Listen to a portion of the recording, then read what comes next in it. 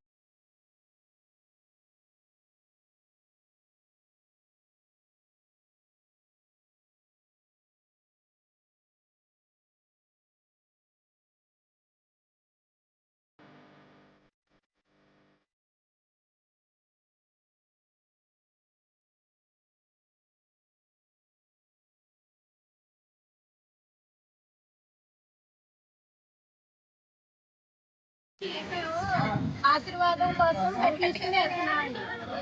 పవిత్రమైన ఈ ఆశ్రమం 100 సంవత్సరాల సుదీర్ఘ సాధన చేసిన పీఠం కాబట్టి ఎంతో మంది పీఠాధిపతులు అందరూ నడియాడిన ప్రదేశం కాబట్టి అందరూ సభ్యులందరూ ఆరాధన చేసుకున్న సమయం కాబట్టి ఇది ఆశీర్వాదం కోసం పట్టుకెళ్తున్నాను. ఈ ఆశ్రమం పుట్టిన దగ్గర నుంచి 5 పీఠాధిపతులు వేరండి. వారు చేసిన సాధన అంతా ఈ స్థానంలో ఉందండి. ఈ బెడ్ పట్టుకెళ్ళి మేము కట్టుకుని గృహంలో కట్టుకుంటే మాకు ఆశీర్వాదం వస్తుందని ఇలా గోడపడి తెలిసి మేము వచ్చి పట్టుకెళ్తున్నాం. అంటే మీకు తెలిసిందా ఎవరైనా చెప్పారమ్మా? మా గురువులు చెప్పారు, మా కార్యకర్తలు చెప్పారండి. ఏ ఊరమ్మా మీది? నాగులపల్లి అండి. మీ పేరు చెప్పండి అమ్మా. పురాల గంధాలమ్మ అండి. స్వామి ఆశీర్వాదం గురించి ఫోన్ చేశారండి. వచ్చేసామండి పొద్దుటేని. పశ్చిమ గోదావరి జిల్లా నుంచి వచ్చామండి. ఏమని చేశారమ్మా?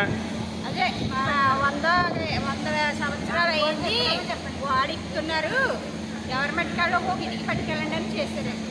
ఏం చేస్తారు పట్టుకెళ్ళేది? ఆశ్రమం కట్టుకుంటున్నామండి ఊరిపెప్పరి గ్రామంలో. అక్కడ పెడదామనండి.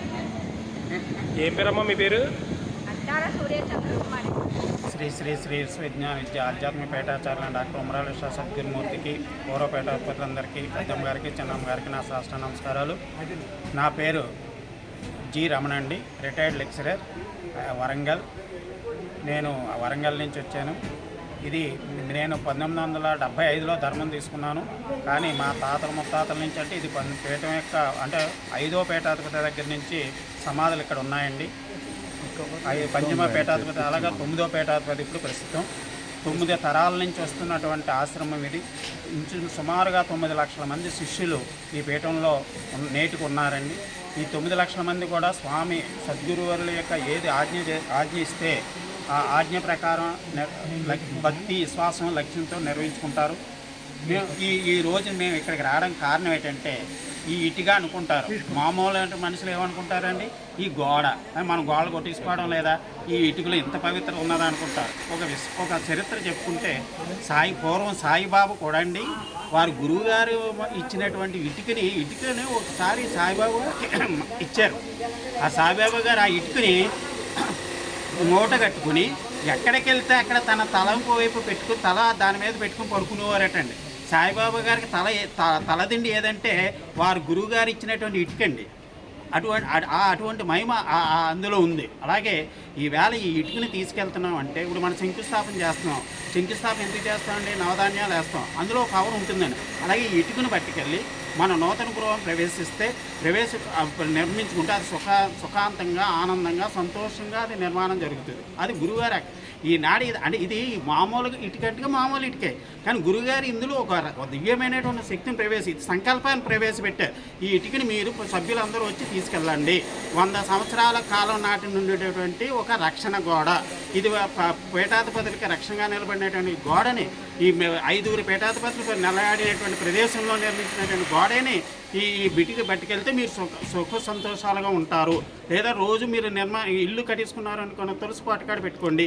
రోజు తులసి పాట పూజిస్తారు కాబట్టి ఆ తులసి కాడ పెట్టి దీన్ని కూడా నమస్కరించండి. అంటే దీనివల్ల ఏమవుతుందంటే అండి, ఒక దివ్యమైనటువంటి ఒక శక్తి ఇందులో ప్రవేశిస్తుంది. ఆ సంకల్పం, ఆయన సంకల్పం లేదనుకోండి, మామూలుగా కూడా కొట్టేయండి అంటే కొట్టేస్తారు, అందులో ఏముండదు.